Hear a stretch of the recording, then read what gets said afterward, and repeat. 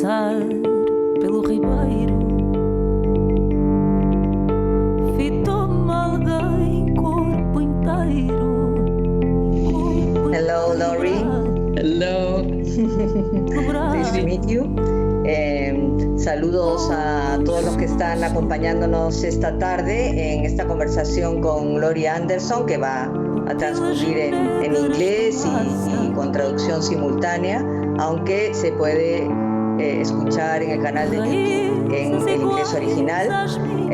I'm saying that in case there's simultaneous translation, but in the YouTube channel people can hear everything in English original in case they don't speak Spanish or prefer it that way. Okay, no? fine. Good. So welcome to everybody who's coming to this virtually, I guess in your home, I suppose. You're getting a little claustrophobic yourself?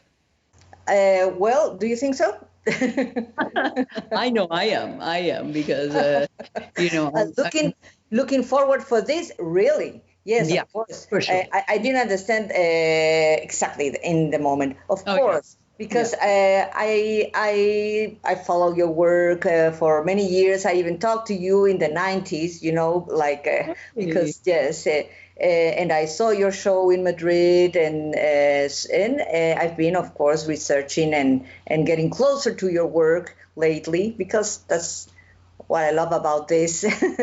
And well, it's so good that these festivals too, like instead of closing or not doing anything, are really looking for other solutions to get people together, and sometimes more people than regular hall or in a festival with a presence can be, and certainly with people from all over the world, which is something that I really started to appreciate in this strange situation that we're living, no? Me too. There are some things that you can do better this way. Yes, in some sense, yes. And it's strange, but it gives a sense of closeness sometimes. You know, like we are talking to each other directly, and so. Where are you now?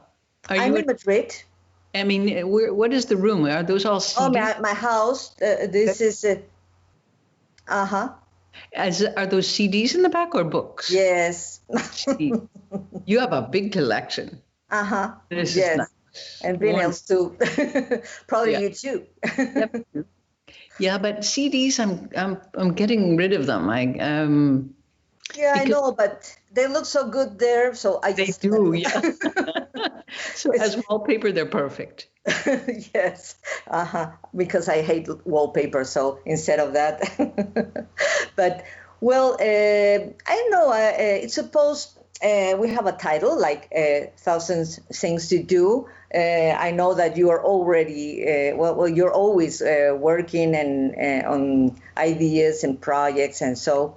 But I wanted to ask you some things about your early beginning. You're not going to go all your life, but I think that probably from the beginning, something really worked to put things together. As you always say, a multimedia artist is the best definition of your work, because you can do just whatever you want, no?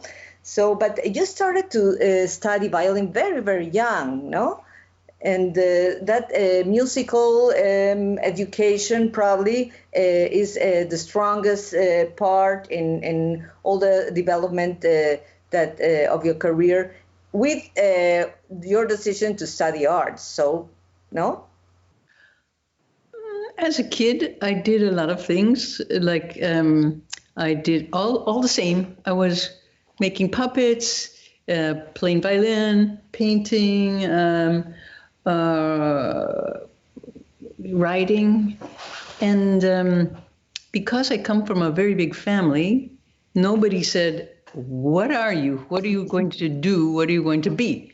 It was too much of a mess. There were too many 8 kids, and, you know, So I just got lost in the crowd, which was nice. Nobody is focusing on me saying, what do you, So I didn't decide. I never decided.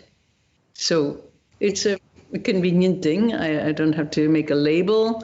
Now the only time I did have to do that really was in the early days of working with record companies. And then you have to get your look, your style, your thing, your branding.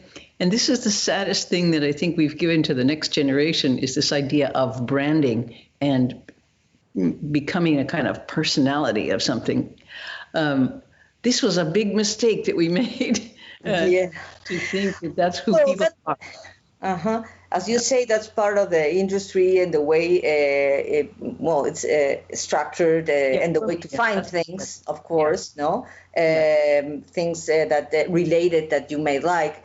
But now we have tags. Everything has, a definition or hundreds or 10 tags that define how to find you or your ideas or your project, and so we are still branded, but in a more precise way, probably, no? Yes and no, because I think you can make those categories very small, but it doesn't mean they're very good. Not at all. So one of the things that's happening now in New York is we're trying to understand the difficulties of working with digital things and the positive things about being in real physical spaces. Mm-hmm. And since we are now have a much smaller radius of our lives, I think a lot of people, me included, are valuing this sense of place much more. And I find that this idea that everybody has to know everything all the time is just crazy, and our downfall, and our way that we don't really connect. So I think, who knows, maybe the next phase of the world will be extremely local, and you only know your neighbors, Yes, but exactly because with all this digital, especially for music, when there are no more CDs, no more physical supports for your music, then and you or musicians don't live of what the records they sell, but only in the digital world. Live concerts were all a trend again. People like to listen to the streaming or so, but they needed to see the artist live. But now, when we were, putting that together and starting with this local presence, this COVID started, and we went back, or not back, but to another stage where everything is digital, and especially difficult for musicians. You are having a hard time now with concerts and festivals suspended and all that. And probably there are some formulas that may be working, but we are, experimenting. How these virtual concerts, some successful, most of them not very much. How do you see that in this moment? Well, I think what works very well now is radio.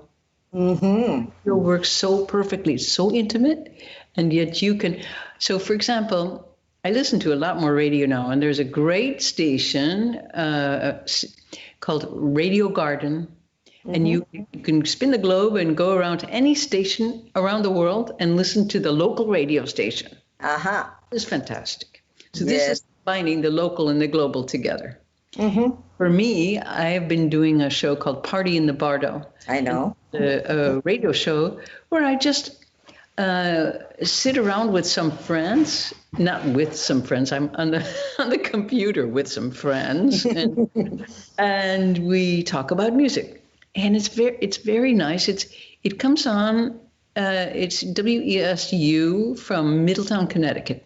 And then it streams after it happens. But what's nice about this is I always had a dream to be living in San Francisco. I could picture this, living in San Francisco with lots of fog. And I'd get up very early at 2:00 in the morning, and then I'd go to my job of radio commentator, early morning radio commentator. 4 a.m. show is when I would like to do, starting in the depths of the back of your mind dream state where you don't know what's real, what's not real. Did I just dream that? I'm not sure. This kind of audience who's going, before drive time. Drive time, San Francisco and California starts before the sun.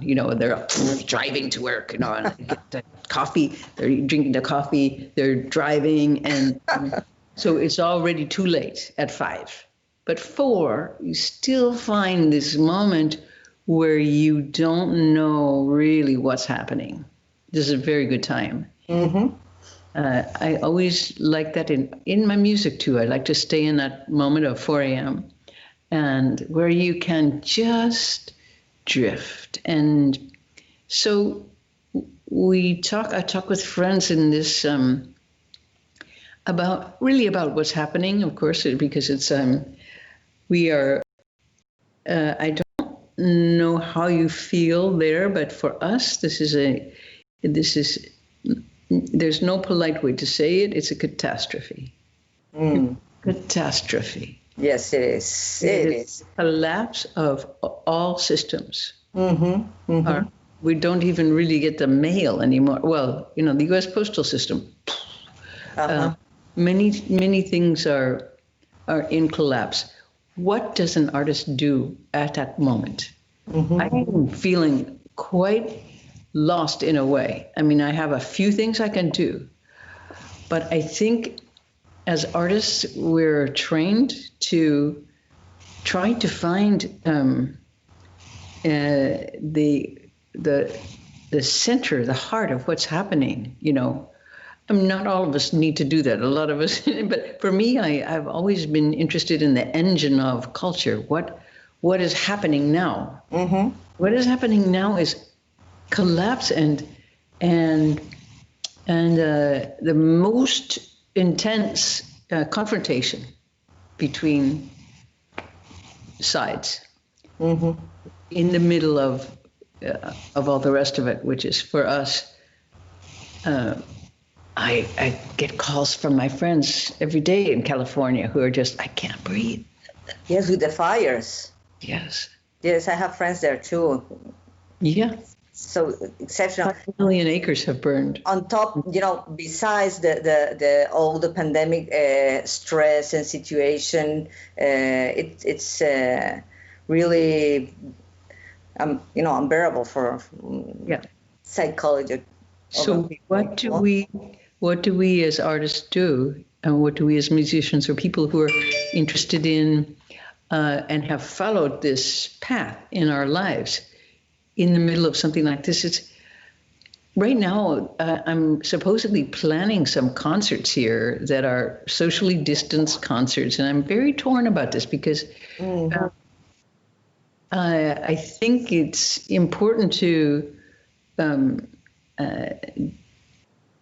think about really how to do this, because we have some very large spaces here, and now we're thinking, well, if we just have 50 people in it, then we can make it happen, make live shows happen.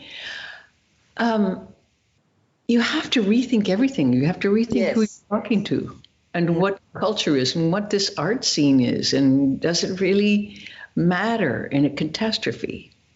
What do you believe? So challenges you on me on my, and I'm sure for many people, artists or whatever you do, you have to confront your place in the world and what you really want, and that's for many artists, they just give up. A lot of people I know don't make something now, or they're making something very different. If they're a writer, they're doing paintings. If they're a painter, they're doing writing. We are and this is a wonderful situation. Why do we have to be professionals in our field the rest of our lives? We're just trying to express the situation, which is one. I think probably there have been different moments in all this process, in this quarantine. The first part of this total isolation was a surprise for many people, as the silence and the strange sensations we had.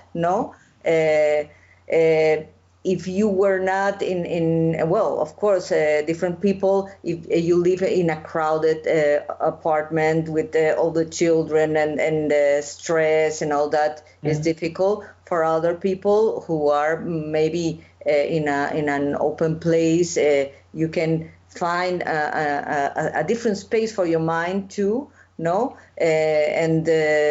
but now it's been too long, and it's what you're saying, People you don't know really what to do, how to be centered, and how these experiments of distanced concerts will really work. It's not doing anything, but something that has a special meaning probably for this situation, no?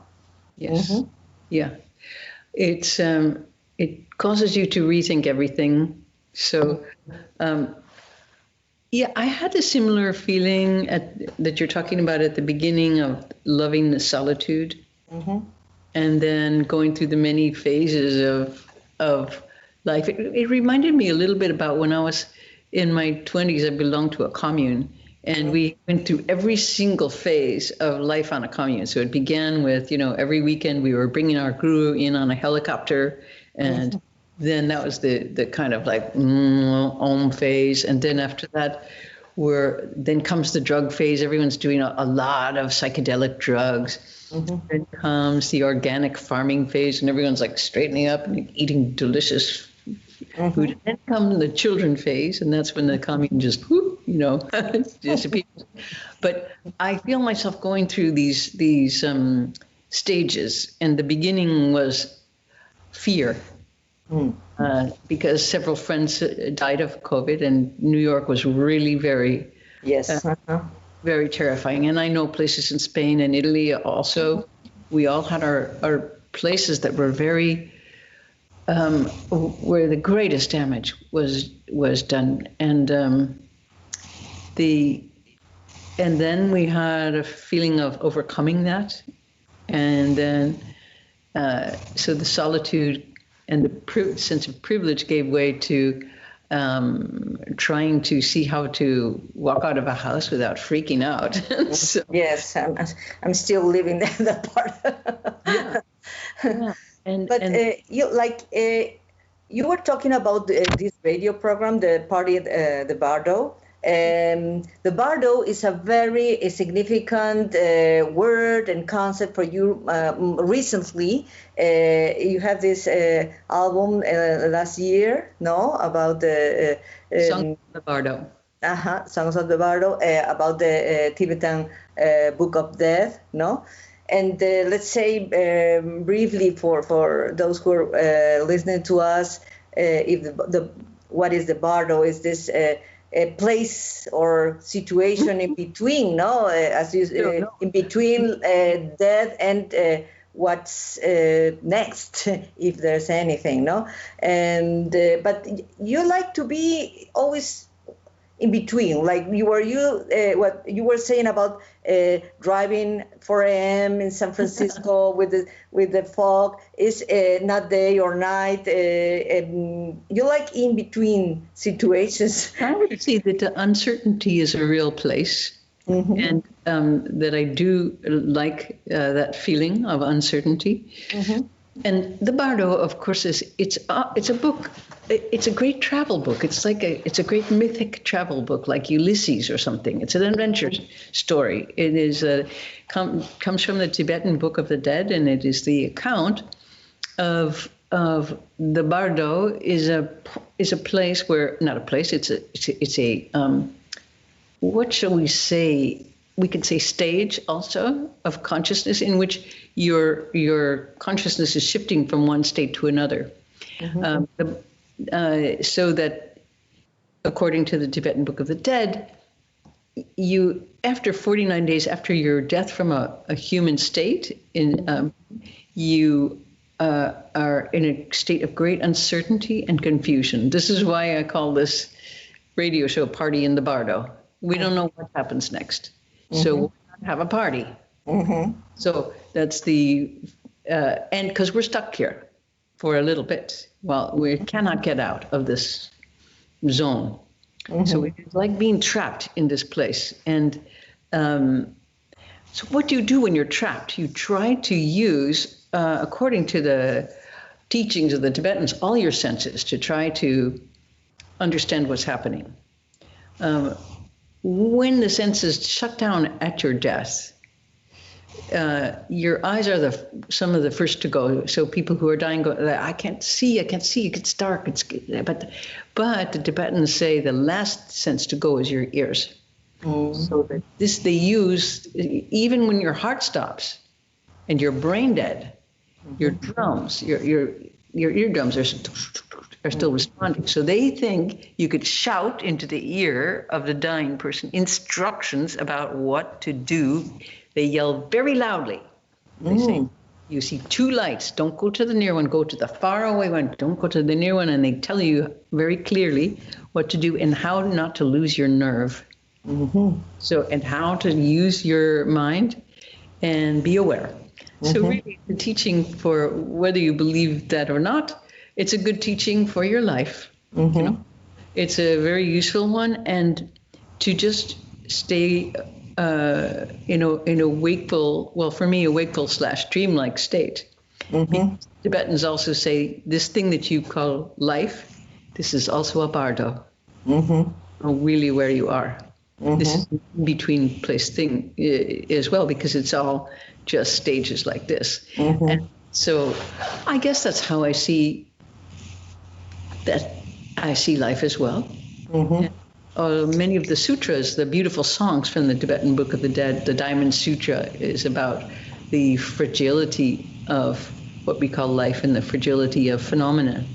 So as for me, being an artist and being a Buddhist, same thing, exactly. No difference, because as an artist, I like it because there's no authority figure. There's no Mr. Big telling you what to do. Nobody. You're Mr. Big. You're in charge. So people, me, what? They don't want to be in charge. So a lot of people like to have somebody say, number 1, number 2, number 3, do, don't, yes, no. So this you have to decide for yourself what is good. For what is good and what is precious. All of these huge decisions are yours. And this is a very different approach to life. And I think control freaks like me really like it a lot, because we get to be in charge. And of course, no matter what you say about, who controls your life, really, unless you're working in a salt mine in the bottom of the jungle in Brazil and with chains around your hand, you are free. So, Well, I know that you've always said that you are an artist because you want to be free, and you act freely. No, of course there are so many people that have difficulties living that way in doing other things. That's good. They have bosses and things like those.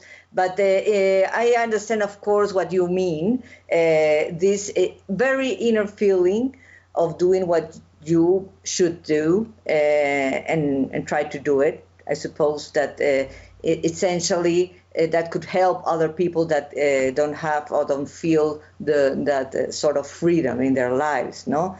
I'm not a freedom missionary. I don't think it's necessarily something that everyone needs to do at all. I think you can get your freedom within some strict limitations. Some people really have if you see, like, for example, a piano player, and you say, well, okay, well, piano playing is best when it's free jazz improvisation, but you could also be a wonderful piano player by making lots and lots and lots of restrictions, lots of rules, and find your freedom in those.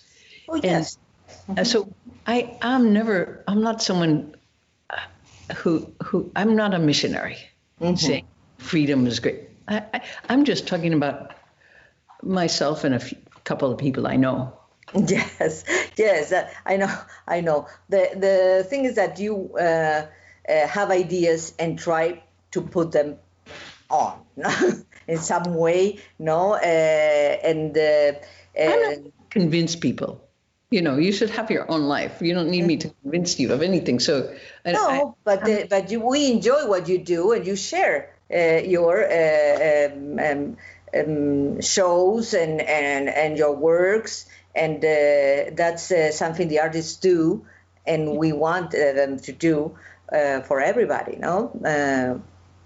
So those are the ideas you put on stage, no? Yeah. And well, that's the interesting question: is what is the stage then at this point? And I think a lot of people I know are feeling, first of all, that they need a lot less than they thought. And in one way, a lot fewer items, but they need more than they thought, more contact than they thought. For me, this is true. I miss seeing strangers also, because it's hard to meet strangers in this world. Everything is very curated. Yes. Well, yes, but because you are an observer too, you've always been inside and outside, like a narrator, but an outsider too in your work, no? And sometimes, you said you were like a cultural anthropologist, like you like to listen to people, what they do, how they react, and that's part of your work too, with the spoken word you use and all that, what people say and how they think. Sometimes seems simple, but it is not, no? Yeah. But your voice is your first instrument, I think. You, since the beginning, and now with the radio, is a voice and audio. No? Yeah, it is. I always loved radio, though. I mean, we had some really good shows in Chicago that were. There was a writer called Studs Terkel, and he wrote a very beautiful book about working. Why do you work? And these were made of all of these interviews that he did on the radio. So that's Studs Terkel is Terkel, and he was a really wonderful person who could jump into other people's lives and really see and find out, why do you do what you do? So he was on the radio there, and I remember when radio was just a lot of stories, and it wasn't. Also, Chicago was top 100 hot hits as well on other stations. But I'm looking forward to the time when radio is coming back, and also when it's called podcasts, whatever you call it. It's a mental movie which gives you a lot of space to imagine what's going on. So it's that's something important. I think that we are missing the training of imagination. Reading is imagining, and people hardly read today, like fiction. It's you read a story and you are living that story in your mind. You don't need the image of the movies to know what's going on. And the radio is the same. No, in the beginning, radio was something the whole family shared. Sometimes they had, like a radio theater or so. Right. And we are now a very visual world, and probably those millions and millions of people who don't read, don't enjoy reading, they don't really know how to imagine. Well, I just have talked to a few friends who are saying, I'm looking around at my shelves and I just like, what is this book? And they have it, but they don't read it things are so slow now that I find that if I'm reading a book, I get to the bottom of the page and I have no idea what it said. I was just drifting. And because things are slow, I go to the top of the page and I read it again. Mm-hmm. And I think this is the ultimate in luxury. Mm-hmm. Time. Yes. Stretches out. Mm-hmm. And also now in New York, space, the same. Mm-hmm. It's empty. And all of us are learning to love our own cities again because all the tourists are gone. Mm-hmm. And even the neighbors, we didn't know. Yeah. So all of us, the Americans, are gone from Madrid. We're gone. We're not there. So you see who lives there for real. Mm-hmm. This must be fantastic. Yes, tourism is another virus. We were already worried about it, and probably it's time to try new formulas. Because I love to travel and visit places, but I've always wanted to go to Florence and haven't been there because I never found a time of the year when it's not too crowded, no? And I was thinking, I wish I could go now, no? Probably Florence is something different without all these tourists and crowds and so, no? This is one of the other things that we are gaining with this horrible and catastrophic situation. We are gaining so many things. Who would ever think that we would get this chance that everything just stops? It's unbelievable. And so when we saw the empty streets in New York, at first people are like, wow, it's like a neutron bomb. But it's the opposite. It's not, it's people actually helping each other. Mm-hmm.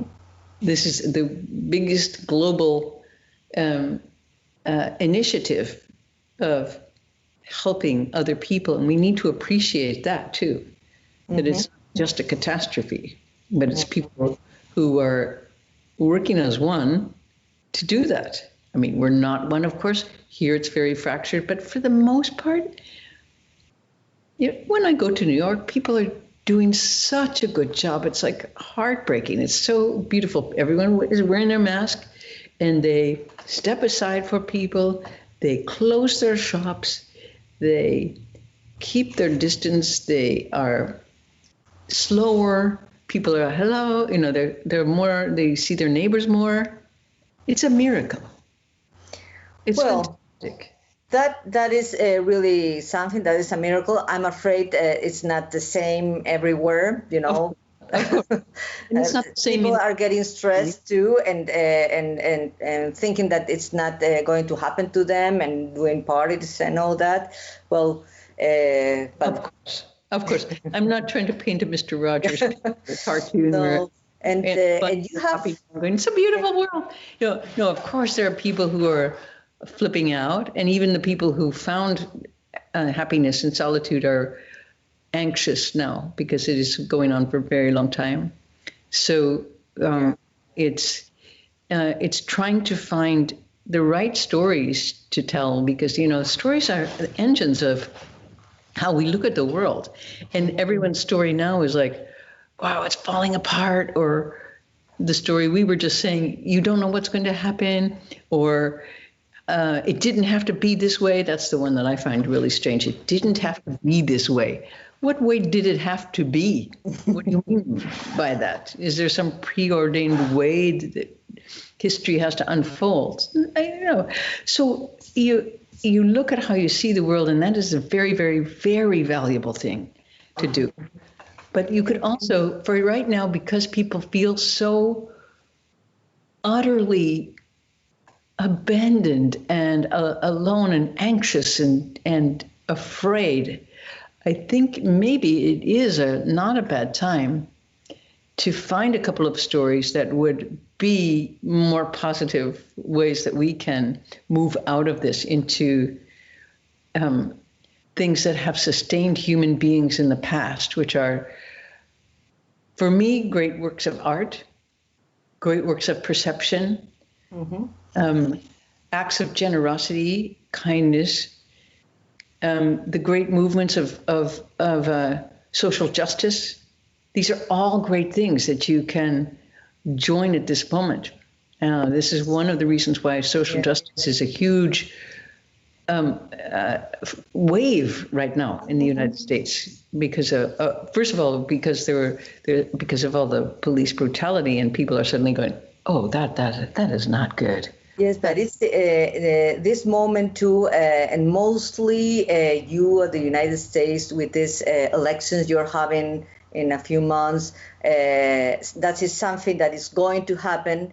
And I think that even politics has been in your work in some way, subtle way, not obvious. But I think that you are engaged now too in some attitudes towards the elections now in November, because you have to do things too to avoid things that you prefer not to happen. No, what are Trump. you? It's called Trump. Yes, we have to make him leave. He is a very, very bad news person. Very bad news for this planet. He is. If you think of how much good one person could do and how much destructive things someone could also do, he is on that side of destruction. So starting with the extra hundreds of thousands of people who have died here because we didn't, he knew what was going on and suppresses the solutions. Mm-hmm. So this is, in my book, this is not just unfortunate. This is really, I would say if I thought there was evil, I would say that's evil. To do that, I would say that's evil. Mm-hmm. So I try to do as much as I can to push that.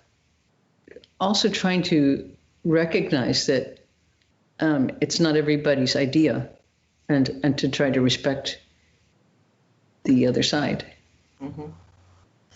Yes, only that it would be fantastic if truth or facts that that you can show that are this way would be believed, but many people who refuse to believe facts. That's something that we are living now, and it's like unbelievable sometimes that people don't recognize truths like science truths that could be demonstrated, and people refuse to believe them. No, like fake news is something I know that you are worried too about. Well, we all are. In terms of scientific truth, yes, and to a certain extent. But then, of course, if you think of what truth is and you hope that it's immutable, the thing that changes the most is science. Mm-hmm. So, you can't hold on to it. You just have to be riding the wave of science, as each new experiment often negates the last one. So which wave of science are you on? Like, I'm the truth with science, really? Well, because last year scientists said the opposite. They said it was a dark star, not a black hole. You're like, oh, okay. You must then, now, then you have the Dalai Lama who says, if I'm given a choice between, believing a belief system and science, I take science. But that's a particularly Buddhist point of view. You can't imagine the Pope saying that, because he's like, we must believe and have faith. But what happens when you lose your faith? And when you no longer have that kind of thing that you always were holding on to disappears? I saw a film last night, Winter Light by Godard. That's a very good film, and it's about a preacher who just feels there's so much suffering, and that he just says, I don't know what to do because God is silent, and with all this suffering, I've asked him, and it's silence. It's just silent. And of course, it's very Swedish, so you cut to a very bleak, sad tree that's going like this, and cold snow. I'm Swedish, so I could relate to it. I was like, oh yeah, that's bleak. That's really, there's no warmth in that image. Nobody's dancing in there or having a glass of wine. Nope, that's like bleak, Swedish bleak. And but the thing is, what happened in that story was this guy, okay, he lost his faith in his patriarchal God. And then one of his parishioners, who's one of his churchgoers, came and said, I need to talk to you because I'm so worried about the Chinese. They have the atom bomb, and I think they're going to use it. So this is a film from the 60s, so he said, I think they're going to use it. He just couldn't speak any longer. He was so worried about this. And the pastor, instead of comforting him, he was going through his own loss of faith. And so he said, I see what you mean. When I lost my wife, my world ended, and nobody helped me, and God didn't help me. So I see what you mean about the Chinese. Okay, so he gave this man nothing but Swedish bleak. What happened in the next scene? Somebody runs into the church and says, can you come right away? He shot himself. So he shot himself. His sons found him, and you're like, whoa. Is it a lie to tell a story to someone to comfort them? What kind of stories can we tell each other now that will have an effect of just really helping us survive? It's a question of survival now.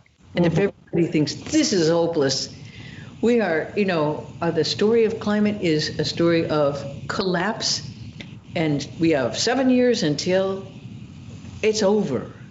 That's a story, and we keep repeating that.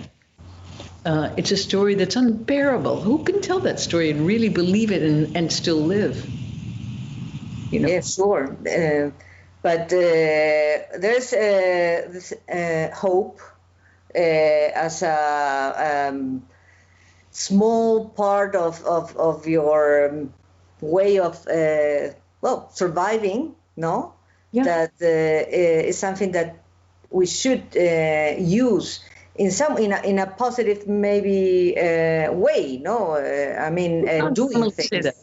I would not normally say that because I would rather see something that was that I felt was true. But at this moment, I think it's a good idea to think a little bit differently because it is such a different moment that instead of being so smart, so critical, so, that we have to really focus on, loving each other.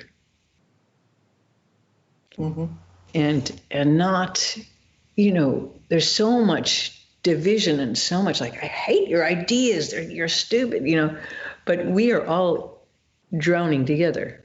And I don't see this as I'm not somebody who's like, oh yeah, tech is going to zoom in at the last minute and fix these problems. I'm like, no, there are no superheroes. Well, one of my favorite, he's a linguist, and he says, and also a technophile. And I love what he says about technology is if you think technology is going to solve your problems, you don't understand technology and you don't understand your problems. That's true. Do you want to just be faster and faster and faster? Good. Go over to the tech side and get some really fast stuff going. If you think that's going to make it better, go for it. Knock yourself out. Yeah. But that's why this slow thing is such a revelation and such a slap in the face to people who want it faster. You realize, wow, this is not making faster is not better. Not at all. No. Always. Slow is deeper and keeps the opportunity to read the page of the book that you were distracted. And to really live. Really live. Mm-hmm. In this second. So this is a skill that has been, and an idea that has been given to people. And we are, in that way, so lucky to have that opportunity to go, ka-chang, whoa. I'm not on this endless merry-go-round of like more shows, more travel, more rhythm, more. Who could have predicted this crazy thing? Yes, but still you feel like doing things now, you're finally concentrating or just living each day and being a little lazy? Oh, well, first of all, I wake up in despair every morning, in absolute, and it takes me maybe 2 hours to feel like I can get up and I won't get up if I feel like that. That's not because I can't. So it takes me a long time, and I do a lot of things in those 2 hours. I have a lot of big stacks of books by my bed, and I sometimes read those. I read something really beautiful, or I listen to a really beautiful piece of music, or I meditate, or I read about meditation, or I do something like that so that I can get the energy to get up, not in a panic. Because then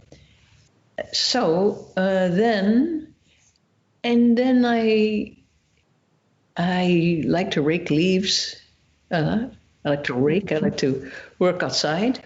I'm not living in the city right now. I'm living outside of the city, and I like to walk and listen. And many of the projects that I'm doing, I'm not really doing. I'm doing some parts of them, and it's fine. I realize, where's the slave driver saying you have to accomplish all of those things? You don't. You don't. And when you also stop judging yourself so harshly, and you just get a little bit lighter and just say, okay, I just didn't do that. And instead of going, you lazy creepy, why didn't you do that? Then you just go, just lighter. It's just lighter. And because it's so bad, it's lighter. It's paradoxical for me. It's really the worst you can imagine. And so when you see that, you go, well, you live in a kind of weird bliss, because it's like it's going and gone. Yes, we are in the strangest situation the world has been. Yeah, we are. Because it's global. Yeah. It's the whole. When you think the whole world is, experiencing this at the same time, it's something. No wonder artists will try to filter something, whenever. But I think that we are going to gain with deepen some things that we were passing through because we were just too stressed and so, no? So this is a great... it's a great experiment. Yes. Because nobody's going to say, nobody has everybody has a COVID story. Every single person has this adventure. So it's not like, let me tell you my COVID story. You're like, really? Okay, everyone has one. Everyone has a COVID. It's called empathy, and we're in it together. And so, when the whole world has a similar experiences, like you said, this has never happened. Never happened. This is also when you realize the effects of globalization very keenly. For example, we have a lot of Russian meddling in our elections. We have Chinese meddling in the elections. Yes. And that makes sense. Why? Because most of the things in the U.S. are owned by the Chinese and the Russians. So they should, of course, have a say in the elections. We're just living here, They should decide. They're our overlords. Well, each time, I think that each time there is an American election, you're not aware of that, but the rest of the world, we would like to vote too. Yeah, you should. Maybe we should make it voting global. I think that's a good idea. At least you're president. I don't know. I wonder who would win if everyone in the world voted in that election. Well, I hope you win. Well, thank you very much. Yeah, it is a very strange thing when you feel so connected to other places all around the world. And then they become very insular themselves. Yeah. Yes. After all, we are all looking at the same TV series. We are listening to the same music. We are in this global conversation, which is the WhatsApps and instant text messages. So we are living the same reality, and the frontiers and all that sort of thing are not meaningless. Of course, they are not, because there are interests and differences and so. But this is the great conversation too. So if you get to vote in American elections, can we vote in Spanish elections? Yes, please. Okay, I'll try to get informed. I'll try to get more informed about my local representatives. Okay. Well, Laurie, it's time. I don't know. I wish I could talk to you longer. And me too. Yeah. It's been a great pleasure, and it's just been really a conversation. Nothing else. And so I thank you very much. I think that it's been something that we can think about for a while, and that's why things are an artist for, I think. And thank you to the people who came to our conversation for coming in. Yes, I don't know how many. I hope they've been following us and maybe having probably they all wanted to say something.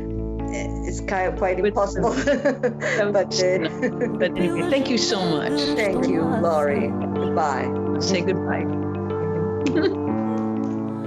Quando me laças